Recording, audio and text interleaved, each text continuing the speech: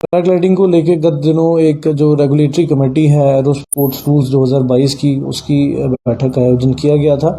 और हमारे यहाँ 4 जो पैराग्लाइडिंग क्षेत्र है, एक बीट बिलिंग है, नरवाना है, इंद्रुनाग है और मझीन के अंदर भी लेटेस्ट इसको शुरू किया गया है। तो वहाँ पर जो ऑपरेटर्स कार्यरत हैं, जो वहाँ पे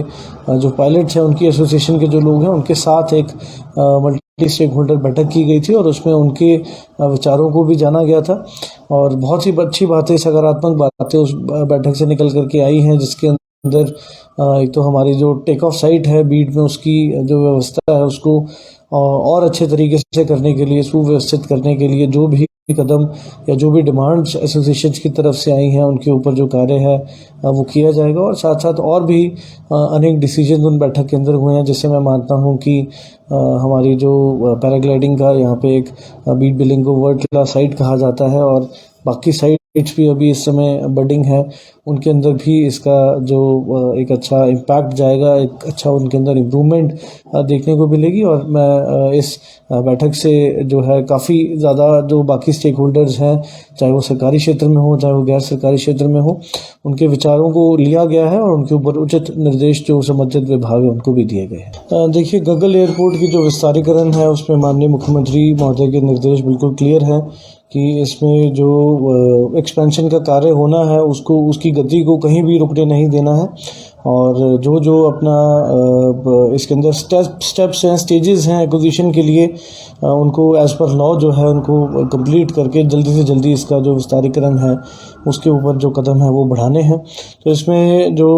हमारी सोशल इम्पैक्ट असेसमेंट है, जो पहला जो चरण होता है किसी भी लैंड एक्विजिशन प्रोजेक्ट का, उसकी नोटिफिकेशन जो है वो माननीय मुख्यमंत्री और सरकार द्वारा कर दी गई है। और इसमें जो हिपा हमारी एक एजेंसी है जिसको नियुक्त किया गया है for carrying out this social impact assessment,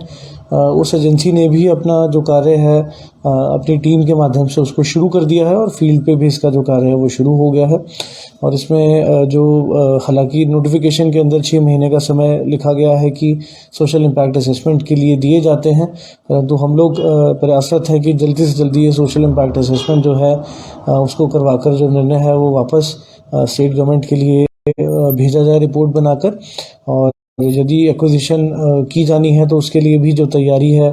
हम लोग सारी इस समय उसकी जो हमारी रेवेन्यू की टीम्स हैं और हमारे बाकी लाइन डिपार्टमेंट्स हैं वो भी जो उसकी तैयारी है साथ साथ ऑन अ पैरेलल बेसिस उसको भी किया जा रहा है। और जो टीम SIA के लिए प्रदेश सरकार ने नियुक्त की है और जो बाकी भी हमारी एजेंसीज हैं उनके साथ जो ज़िला प्रशासन है वो बिल्कुल तालमेल बनाकर चला हुआ है। और जो भी हर संभव जो हमारी तरफ से सहायता है वो इन टीम्स को प्रदान की जाएगी। और जो प्रदेश सरकार का जो डायरेक्शन है, उनका जो निर्णय है, उनके अनुपालना के लिए कोई भी जो हम लोग कोई भी कसर नहीं छोड़ेंगे। देखिए, कांगड़ा ज़िला प्रशासन हमेशा से जो है वो एक जो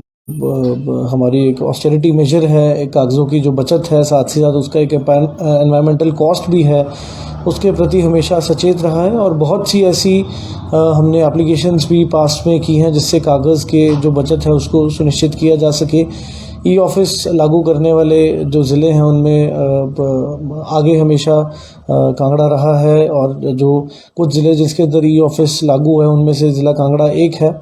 और इसके साथ साथ जैसे हमने पहले जो पौंग डैम आउस्टीज़ के लिए भी एक एप्लीकेशन तैयार की थी जिसमें जो फाइल्स का आना जाना है फ्रॉम द जो हमारे DC R&R है फतेहपुर, उनके कार्यालय से हमारे कार्यालय के अंदर उसके अंदर भी जो काफ़ी गिरावट आई है और लोगों का काम भी जल्दी हो रहा है और विदाउट पेपरलाइज एक तरह से उनका काम हो रहा है। इसके साथ बाद हमने ई-कैच एप्लीकेशन का, जिसके लिए जो हमें माननीय राष्ट्रपति महोदय से भी जो एक पुरस्कार है वो प्राप्त हुआ था, उसमें भी हज़ारों लाखों जो कागज़ हैं उनकी बचत की गई, बिकॉज हमारे यहाँ बहुत सी टीम्स हैं जो इलेक्शन के अंदर कार्य करती हैं। अब हमने यहाँ पे एक जो सहायता मॉड्यूल है टेम्पल्स के अधीन, उसकी भी शुरुआत की है, उसका भी शुभारंभ किया है। और इसके साथ साथ ये भी निर्णय लिया गया है कि जितनी भी जिलाधीश कार्यालय की जितनी ब्रांचेस हैं वहाँ पर यदि एक पेज से ज़्यादा की प्रिंटिंग की आवश्यकता होती है तो वो पेपर के दोनों तरफ जो प्रिंटिंग है उसको किया जाए। इससे हमारा एक पेपर भी बचेगा और उससे obviously paper as monetary value also, पैसे देके पेपर को ख़रीदा जाता है तो पैसे की बचत तो होगी होगी, परंतु एक एनवायरमेंटल जो कॉस्ट होती है पेपर प्रोडक्शन की उससे भी हम लोग बचेंगे। और मैं मानता हूँ एक अच्छा ये एक संदेश भी जाता है इससे, और एक अच्छा ये एक प्रयास रहेगा कि हम जितने भी हमारे पेपर की बचत के लिए जितने हमारे कार्य हैं, चाहे वो ऑनलाइन पद्धति हो चाहे वो पेपर की बचत के लिए दोनों तरफ प्रिंटिंग के आदेश हो, कहीं ना कहीं इन सभी चीज़ों से जो है बल मिलेगा हमारे एनवायरमेंटल जो कंजर्वेशन को। जैसे मैंने आपको बताया कि उसके अंदर जो हमारी वित्तीय सहायता है जो टेम्पल्स की तरफ से दी जाती है, उसमें मैरिज असिस्टेंस दी जाती है, उसके लिए डुप्लीकेशन के लिए एक छोटा सा मॉड्यूल बनाया गया है।